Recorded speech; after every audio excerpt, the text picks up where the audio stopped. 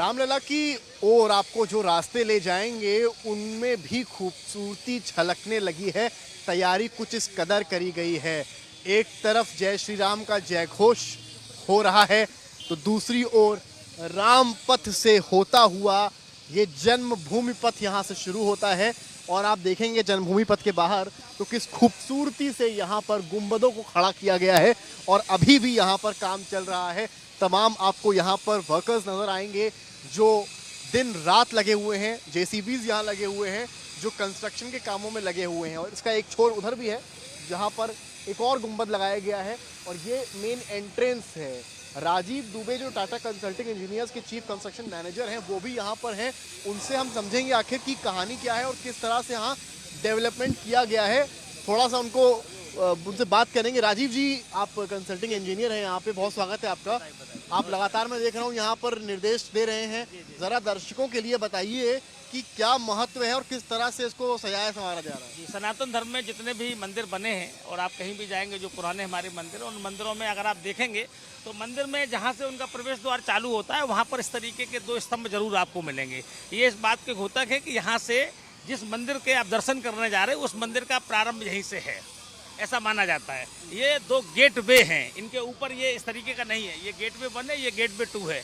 11.66 metre इनकी height है, नीचे 5.15 मीटर ये चौड़े हैं। और ये गेट वे इसीलिए बनाए जा रहे हैं ताकि एक कोई भी तीर्थयात्री अगर अयोध्या में आता है और जब वो यहाँ आएगा तो एक सामाजिक तौर पर समझ जाएगा ये अपने हिसाब से कि है भगवान राम के मंदिर में जाने का रास्ता यही है। अच्छा, मैं देख रहा हूँ इन गुंबदों में भी छोटे छोटे मंदिरों का आकार दिया गया है, इसका क्या तात्पर्य? आप जहाँ पर भी देखेंगे ना एक इस तरीके की ये आकृतियाँ आपको मिलेंगी। और जिन्होंने इसका डिजाइन किया है सीवी सोमपुरा जी, और उनकी ये 4थी पीढ़ी है और उनका ये 131वां मंदिर है, तो उन्हें ये ज़्यादा बेहतर मालूम है कि कहाँ किस तरीके से डिज़ाइन किया जाए। तो उसी हिसाब से इन्होंने ऊपर का डिज़ाइन किया है। और ये मंदिर के मुझे लग रहा है कि अगर मंदिर है कहाँ तो ये देख के ही लगता है कि मंदिर इसी के आगे है। राजीव जी, मैं तस्वीरें देखता हूँ कि कई भक्त मैं यहाँ देख रहा हूँ जो व्हीलचेयर पर भी हैं, उनकी व्यवस्थाएं भी करी गई हैं। देखिए, मंदिर में अंदर तक जाने तक, भगवान के गर्भगृह तक जाने तक व्हीलचेयर वालों की व्यवस्था है। आप यहाँ से लेकर के मंदिर के भगवान के मंदिर में गर्भगृह तक जाने के लिए लेफ्ट और राइट जो नया मंदिर बना है उसमें रैंप बनाया गया है। और इस रोड पे जिस पे आप खड़े हैं ये इस रोड लगभग ये 26 मीटर चौड़ा रोड है। अगर हम दूसरे शब्दों में कहें तो 75 फुट का रोड है। इसमें 12 फुट जगह परमानेंटली केवल व्हील चेयर जाने के लिए रखी गई है। इलेक्ट्रिकल व्हीकल्स या हैंडीक्राफ्ट जो लोग हैं उनकी उन मंदिर तक जाने के लिए राजीव जी, ये मैं दिखाना चाह रहा हूँ कि यहाँ पर किनारे किनारे जो है एक देखेंगे दरवाजे की तरह आकार दिया गया है। इससे क्या समझाने का प्रयास? ये देखिए, आप जहाँ से आप अभी खड़े थे मैंने देखा गेट के पास, वहाँ से लेके और राम जन्मभूमि की जिस जगह लाइन है ये 577 मीटर लंबाई है। इस 577 मीटर में दोनों तरफ इस तरीके की दीवारें बनाई गई और इसमें यह दर्शाया गया कि हम मंदिर की ओर आगे बढ़ रहे हैं, यही दिखाने का प्रयास किया गया है। अब हम जैसे जैसे आगे बढ़ रहे हैं ये देखिए यहाँ पर जो इनको क्या नाम दिया गया है? बोलार्ड। इनका क्या महत्व है? महत्व यही है कि एक डिवाइडर है ये, लेकिन इस तरीके के रखे गए कि आदमी आम पब्लिक बाहर निकल जाए लेकिन इसमें बाहर ना जाए, इस तरीके के बोलार्ड है। दूसरी बात आप ये देखिएगा, आकृति जो देख रहा हूँ मैं, आप बारीकी से देखिएगा, इस इधर का जो रोड है वो सैंडस्टोन का रोड है। ये पानी काफी पीता है पत्थर।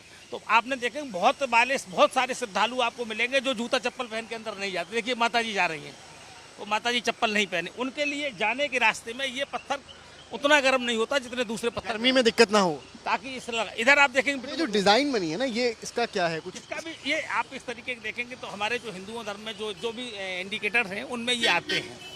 इस तरीके की हिंदू धर्म की जो कलाकृति है ना वो आप देखेंगे यहाँ पर इस तरह से इसको उकेरा गया है कि कहीं ना कहीं जो हिंदू धर्म की आकृतियाँ होती हैं उनमें ये भी आता है।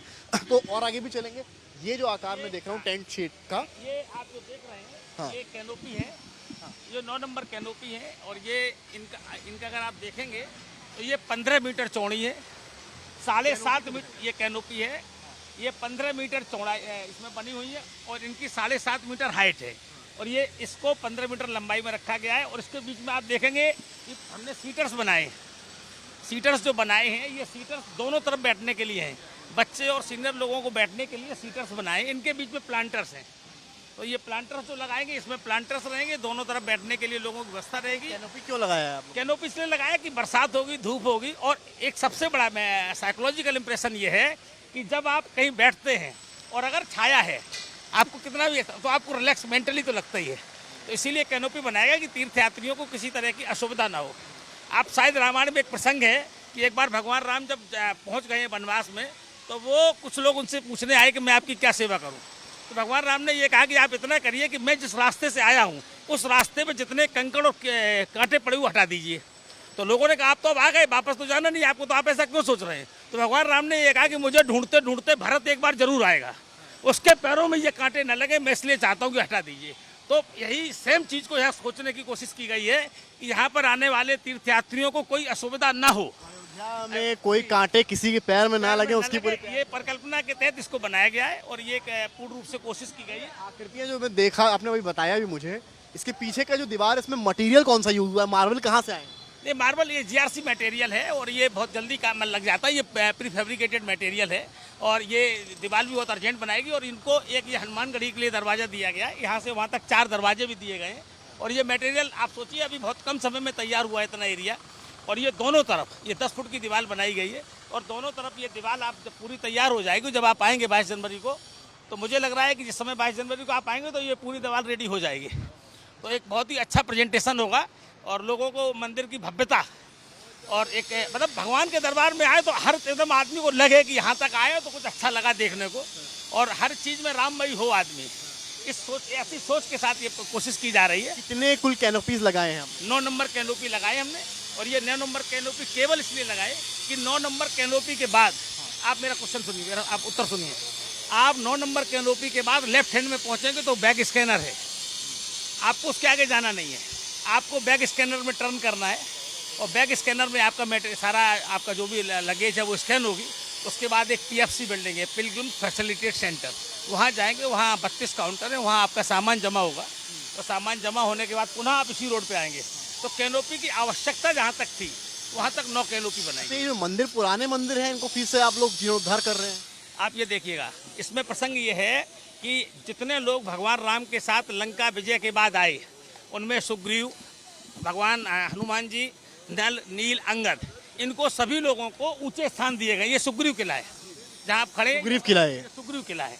इनको भी इस रोड पे एक गेट दिया गया है और ये सुग्रीव किला है। और सुग्रीव किला मतलब जो भी इस रोड पे जो भी मंदिर है सब अपनी तरफ से भी सरकार को, रामायण में जिनकी मुख्य भूमिका रही, हाँ, उन सबको आप दर्शन करते हुए अंदर पहुंचिए और अनुला के दर्शन। बराबर यही सोच करके किया जा रहा पूरा काम।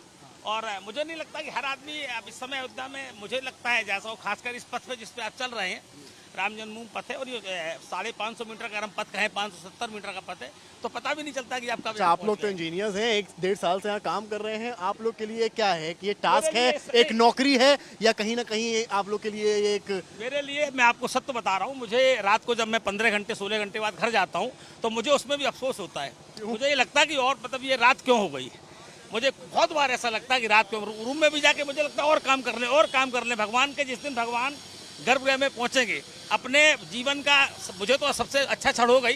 मुझे लगता है पूरे हिंदुस्तान में, पूरे दुनिया में जहाँ भी हिंदू हैं, उन्हें इससे बेहतर क्षण नहीं होगा। तो मैं इस क्षण का एक क्षण का उपयोग करना चाहता हूँ। मेरी पूरी मतलब मेरी भावना इस बात पे है। आपके लिए काम नहीं है, आपके लिए सेवा है। कर रहा हूँ, तो आपके लिए ये सेवा है। हाँ, मेरे लिए सेवा, इससे बेहतर सेवा हो ही नहीं सकती। मैं समझता हूँ नौकरी तो बहुत दिन से कर ही रहे थे, नौकरी तो मतलब। मंदिर के बारे में बताइए, सामने मंदिर है, क्या कहेंगे मंदिर के बारे में? मंदिर बनने के बाद देखिए, पूरा मंदिर बनने में समय लगेगा उसका। कितना? सबसे बड़ी बात यह है कि लैंडस्केप, जब काम कोई भी मंदिर हो ना, कोई भी चीज़ हो, जब तक लैंडस्केप का काम नहीं होगा तब तक मंदिर की भव्यता समझ में नहीं आती है। पूरा ग्रीनरी हो जाएगा, पेड़ पौधे लग जाएंगे, तो वो थोड़ा समय लगेगा, 1 साल और लगेगा पूरा लैंडस्केप होने में। लेकिन मंदिर की समतल तो है। ग्राउंड फ्लोर में भी एक पैसेज है फिक्स, जितना हमको तैयार करके देना है वो लगभग 98% तैयार हो गया है। 2% अगर हम कहें तो हाउस कीपिंग का ही काम मेजर बाकी है, जो चल रहा है, बड़ी तेज़ी के साथ चल रहा है। तो आने वाले टाइम में इससे बेहतर फिर हमें नहीं लगता कि भव्यता कहीं और होगी मंदिर में। यही सोच के जितने लोग यहाँ हैं, यही सोच करके सारे लोग ये काम कर रहे हैं और पूरी निष्ठा, और मुझे लगता है कि जो बेहतर से बेहतर काम मेहनत हो सकती है वो कर रहे हैं। आगे मंदिर कितना दूर है अब? यहाँ से मंदिर हम लोग मान के चले कि 300 मीटर दूर है। हम लोग 200 मीटर करीब चलाए होंगे, 570 मीटर का ये पहुँच जाएंगे मंदिर के करीब, पहुँच जाएंगे मंदिर के करीब तक तो पहुँच ही जाएंगे। फ्रिस्किंग एरिया तक तो आप लोग सभी लोग जा ही रहे हैं, तो फ्रिस्किंग एरिया तक तो आप पहुँच ही जाएंगे। साथ में चलेंगे। और देखिए तमाम लोग भी हैं, अयोध्या वासी भी, उनसे भी थोड़ी बहुत बातचीत में करता हूँ, चलता हूँ। बिल्कुल मैं बात करता हूँ। शिवांश मौजूद हैं, बताइए ज़रा कि आप अयोध्या में रहते हैं, प्रोफेसर हैं, कितना बदला देख रहे हैं अयोध्या को? पहले से बहुत बदलाव है और मैं तो एकदम चकित हूँ ये बदलाव देख के। और जितना इंफ्रास्ट्रक्चर डेवलपमेंट हुआ है पहले की तुलना में, एयरपोर्ट का आना, मंदिर का दर्शन निर्माण किया होना- आपने? जी जी, आज दर्शन किया और कैसी अनुभूति हुई? गर्भगृह में जाके बिल्कुल, तो आप समझ सकते हैं दर्शन पूजन भी हो रहा है। डेवलपमेंट के बारे में क्या बता रहे हैं? डेवलपमेंट के बारे में मैं ये बोलूँगा कि यहाँ के यूथ को जो अपॉर्चुनिटीज़ मिलनी चाहिए थी, अगल बगल का जो इंफ्रास्ट्रक्चर डेवलपमेंट होना चाहिए वो तेज गति से हो रहा है। और सही मायने में आने वाले दिनों में काफ़ी बड़ा बदलाव देखने मिलेगा। ना केवल एक आप इकोनॉमिक पॉइंट ऑफ व्यू से देखेंगे, बल्कि जो हमारा कल्चर है, जो हमारा एक ट्रेडिशन है, उस पॉइंट ऑफ व्यू से भी हम बहुत ही अपने आप को एक अलग ही तरह के महसूस करेंगे। आप समझ लीजिए कि वो पथ है जो आपको रामलला की ओर ले जाता है, और किस तरह से यहाँ के जो चीफ इंजीनियर थे, जो खुद यहाँ पर लगातार रहे, उन्होंने समझाया, बताया हमको कि जो महत्व यहाँ के एंट्रेंस का है और राम मंदिर का है वो क्या। आप अंदाज़ा लगाइए 22 तारीख को कितना खास होने वाला है, और उससे खास जिस वक्त 22 तारीख के बाद से आम श्रद्धालु यहाँ दर्शन करने जाएंगे उनके लिए कितना खास होगा। कैमरामैन संदीप दुबे के साथ समर्थ श्रीवास्तव, अयोध्या आज तक।